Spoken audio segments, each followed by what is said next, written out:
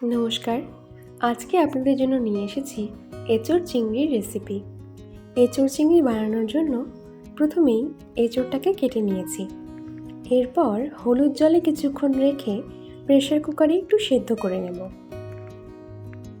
Pressure কুকারে এঁচোড়গুলো দিয়ে সামান্য জল অ্যাড করে দিচ্ছি, কিন্তু কুকারের ঢাকাটা লাগাবো না। একটা প্লেট চাপা দিয়েই কিছুক্ষণের জন্য সেদ্ধ করে নেব। এঁচোড়টা সেদ্ধ হয়ে গেলে একটা কড়াইয়ে তেল গরম হতে বসিয়ে দিচ্ছি। তেলটা যখন গরম হয়ে আসবে তখন সামান্য হলুদ গুঁড়ো দিয়ে সেদ্ধ করে রাখা এঁচোড়গুলোকে অ্যাড করে দিচ্ছি। এবারে এঁচোড়টাকে নাড়াচাড়া করে ভালোভাবে ভেজে নেব। এঁচোড়টাকে একটুখানি সাঁতলেই কড়াই থেকে তুলে নিচ্ছি।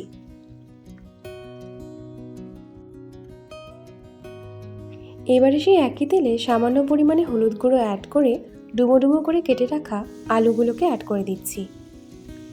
সাথে দিয়ে দিচ্ছি সামান্য পরিমাণে নুন, এতে আলুটা একটু তাড়াতাড়ি সেদ্ধ হবে। এবারে নাড়াচাড়া করে আলুটাকেও ভালোভাবে সেদ্ধ করে নেব। আলুটা এরকম লালচে রং ধরলেই কড়াই থেকে তুলে নিতে হবে। এবারে চিংড়ি মাছ ভাজার পালা। সেই একই তেলে সামান্য পরিমাণে হলুদ অ্যাড করে কুচো চিংড়িগুলোকে দিয়ে দিচ্ছি। এবারে হালকা হাতে নাড়াচাড়া করে চিংড়িগুলোকেও সাঁতলে নিচ্ছি। চিংড়িগুলো সাঁতলানো হয়ে গেলে কড়াইয়ে আবার তেল অ্যাড করে দিচ্ছি। তেলটা গরম হয়ে এলেই ফোড়ন হিসেবে দিয়ে দিচ্ছি গোটা জিরে আর তেজপাতা। এবারে থেতলে রাখা রসুন অ্যাড করে দিচ্ছি তেলে। রসুনের রঙটা যখন একটু লালচে হয়ে আসবে আর যখন খুব সুন্দর একটা স্মেল ছেড়ে আসবে তখনই কড়াইতে অ্যাড করে দেব কুচিয়ে রাখা পেঁয়াজ।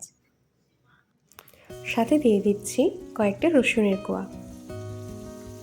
এবারে কড়াইতে পরিমাণ মতো লবণ দিয়ে পেঁয়াজটাকে সেদ্ধ হওয়ার জন্য কিছুক্ষণ ঢেকে দেব। এটা যতক্ষণ হচ্ছে ততক্ষণ অন্যদিকে টমেটো, আদা আর লঙ্কার একটা পেস্ট বানিয়ে নিচ্ছি। এবারে পেঁয়াজগুলো যখন একটু নরম হয়ে আসবে তখন কড়াইয়ের ঢাকা খুলে এই টমেটো, আদা আর লঙ্কার পেস্টটা কড়াইতে অ্যাড করে দেব।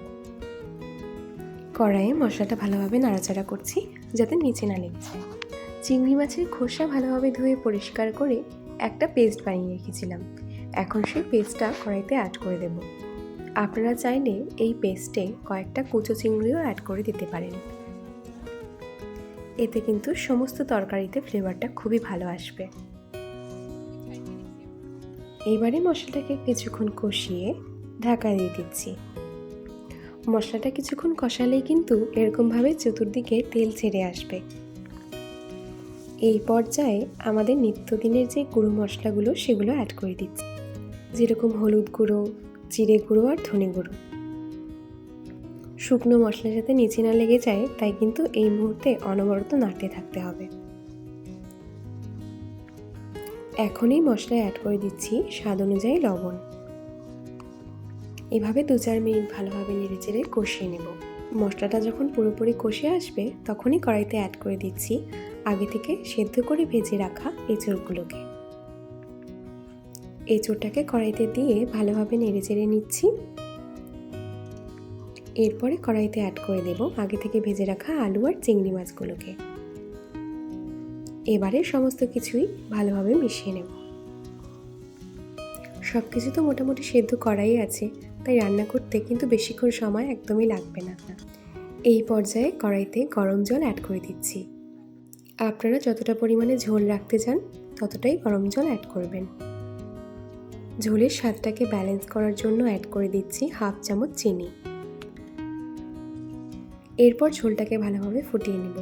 এই পর্যায়ে যদি ঝাল নুন চেক করে দেখেন যে নুন বা ঝালের কোনো অভাব আছে তাহলে এখন অ্যাড করতে পারেন। রান্নাটা কিন্তু হয়েই এসেছে। এখন সবার শেষে অ্যাড করে দিচ্ছি ঘি আর গরম মশলা। তাহলেই আমাদের এঁচোড় চিংড়ি কিন্তু একেবারেই তৈরি। আপনারা বাড়িতে এইভাবে এঁচোড় চিংড়ির রেসিপি ট্রাই করে দেখতে পারেন। আর হ্যাঁ, অবশ্যই এই রেসিপিটা গরম ভাতের সাথে সার্ভ করবেন। ভিডিওটা কেমন লাগলো তা অবশ্যই জানাবেন। অসংখ্য ধন্যবাদ।